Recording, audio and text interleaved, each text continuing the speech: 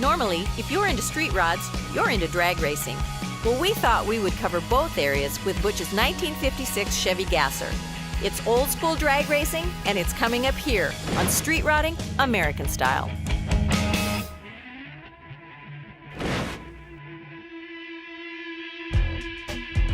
Butch, tell me what we're looking at here. It's a 1956 Chevy 210 two-door sedan straight axle gasser.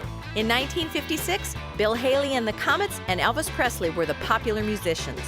Around the World in 80 Days was the hit at the box office, and the first hard drive was invented by IBM. Straight axle gasser. Now explain to me the definition of a gasser. And I don't want personal problems either. They had the straight axle front ends. They were drag cars. They were actually like the first old style funny cars. What kind of horsepower is underneath this? This is about 500 horse. 500 horse. Now you drag race this solely, right? Drag race the nostalgia drags. Okay, so this is old school drag racing we're looking at here. Old school drag racing. What kind of ET can you take with about 400 horse? The best so far has been at 1187. 1186. So how fast is that? About 115 to 121 miles. Okay. First time you took it out on the drag strip, nervous or not? Scared me to death. Why? Not knowing how it was going to react. Adrenaline? Oh yeah, yeah. I scream all the way down. Yeah, kind of like, yeah. So you got the engine here. You're going back to the transmission. What kind of transmission? It's a M22 Muncie. Rock Crusher. Rock Crusher. What shifter? Hurst inline vertigate. Inline. How do you work inline?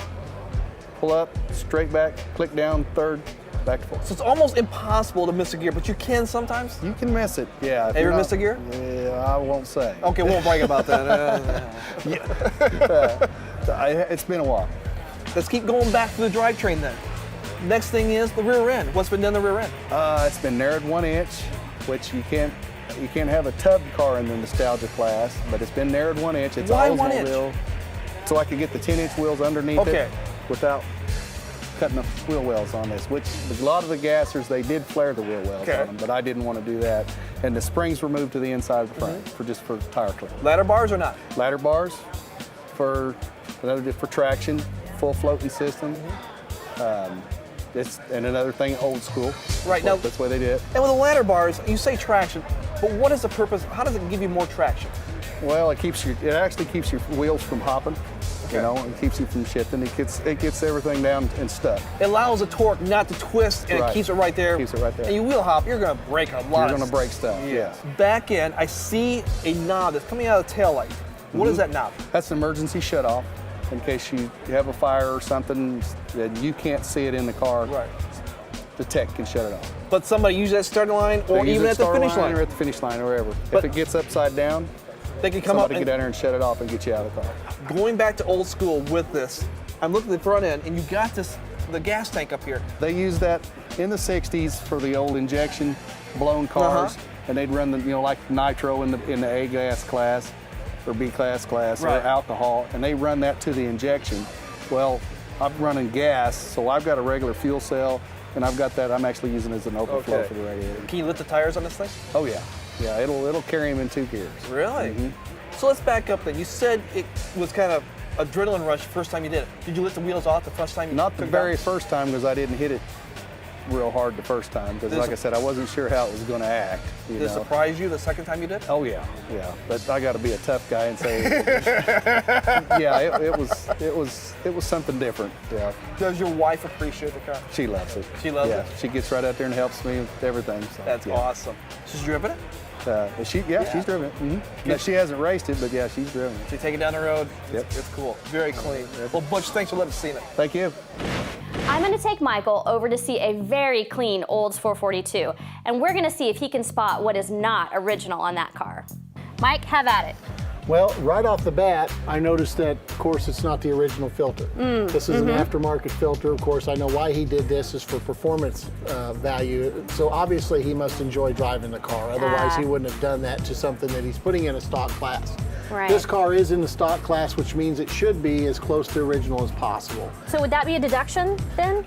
It would depending on the particular show. On this particular show, probably not because of the way the judging is set up. But if this was judged against like original stock cars, yes, it definitely would be a deduction. The oil filler neck on there originally was a pop-out type, so that particular style is an aftermarket. And I couldn't help but notice that the paint is just absolutely flawless. It's beautiful, which a stock car was not. Not that way. Out of the factory, they were not that shiny. This is obviously a base coat, clear coat system. Originally, these cars were sprayed with lacquer, no clear coat. The clear coat allows you to get this beautiful, smooth, glass-like finish where there's no orange peel apparent on this car. So those are 3 things that I just spotted just by walking over here and right looking off at the it. bat. So, and I'm sure I can probably find a few if I spent the time. But you know, since this is just a quick show type thing, it's a beautiful car. Definitely would score very well in a sanctioned regional show. But because of the modifications, something easy he could probably fix other than the paint issue. Right. So he'd probably want to go into an original restored class as opposed to a stock. Original restored allows you a little bit of leeway. Okay, expert judge, I think he passed. If you enjoy going to car shows, it's always easy to spot the Bel Airs and Impalas, but can you spot a Del Rey when you see one? We have one and it's sweet. It's coming up next here on Street Rotting American Style.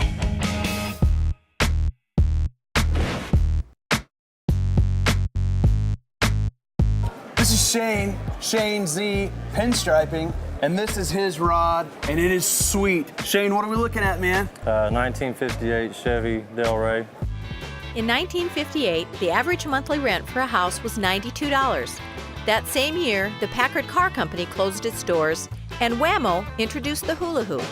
Now, a Del Rey, I've heard of the Impala, I've heard of the Bel Air. This Del Rey, it's kind of new to me. What's that all about? It was kind of the economy line of the 58s, Right on, right on. the affordable one. Well, this paint job wouldn't have been stock. What have you done to this paint job here? Well, my friend Ron Pinkston did the top for me and the satin on the body, and then I did the Emerald ghost scallops and flames and the pinstriping. Very cool, very cool. And you did the pinstriping yourself? Yes. And thank if they're not flames, there's long stripes, we call them Scallops. scallops, ghost scallops. Very awesome, nice touch. Thank you. Now, we've kind of got the SoCal look going on with the top, right? What made you go with that? I could do it. It was cheap. I had the paint left over, and I thought it looked cool. The red wheels are awesome. I really dig the white walls. What have you done here? I took a white letter tire, Just a regular white letter tire, Yeah. raised white letter. or you could take the thin white wall, and there's a band of white under there. You just grind about 30 thousandths worth of rubber off. So you're telling me all I gotta do is get a raised white letter tire, and I've got a band of white wall underneath there, every one of them. Every one of them. And I get out my grinder, Yep. go to town. Yeah. Is that a dirty job? Yeah, and smelly. You'll get a lot of rubber, you Yeah. know, and it stinks, but Yeah. that's what you get at the end. So What's your wife think about that? You making a mess like that in the garage? she likes the money I save, not buying the real thing. Sweet. Right, she ever help you out? Yeah, a little bit. You got kids? Yep. They help you out? Oh yeah, they help me clean it. They like riding in it? Oh yeah. You get a lot of thumbs up driving down the road? Yeah. Yeah. Sweet. Right on. What else have you done to this thing? I'm looking at the hood. You got the louvers in there. Surely that's not stock. No. Me and a friend of mine put those in. You made them yourself. Yeah, well, he's got a louver press, Right. and we stamped them in there. And Was that a chore? yeah, it was about 4 hours. There's 286 louvers in it. 286 louvers. 4 hours worth of work. Yeah. And then you go and pinstripe it. One of the awesome, subtle differences I see is I walk up to this thing, and as I come across this angle, I look through the louvers, and I see that there's something hidden underneath there. What am I looking at? You're seeing the oil bath air filter. So you've got the old school oil bath Yeah, air original. filter. Are the taillights original? No, those are 59 Cadillac taillights. Right on. The red, the black, the white walls, like I say, my taste all the way around.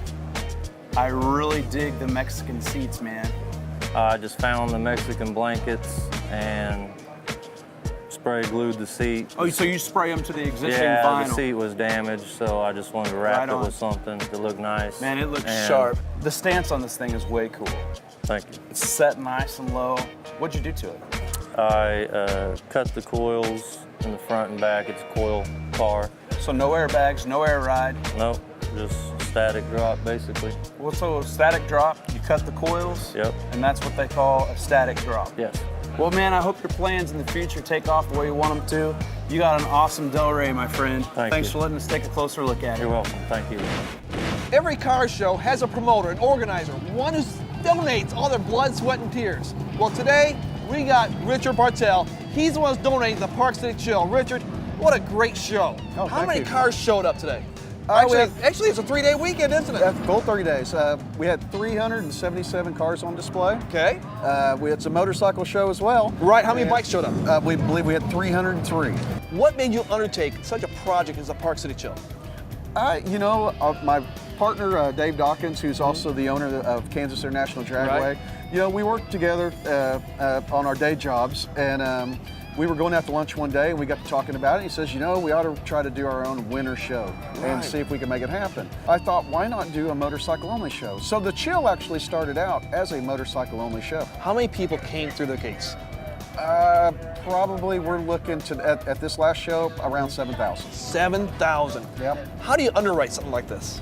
Actually, it's all in the sponsors and the booth vendors. Really? I start about 11 months, prior to the show. It's almost a year-round process. Right. I hit the streets and I go talk to, the businesses and city leaders and such. Yeah. And get them to help back me, to put on the show. Well, Richard, it's a great show. You've done it well. I now have a newfound appreciation for what it takes to judge these cars.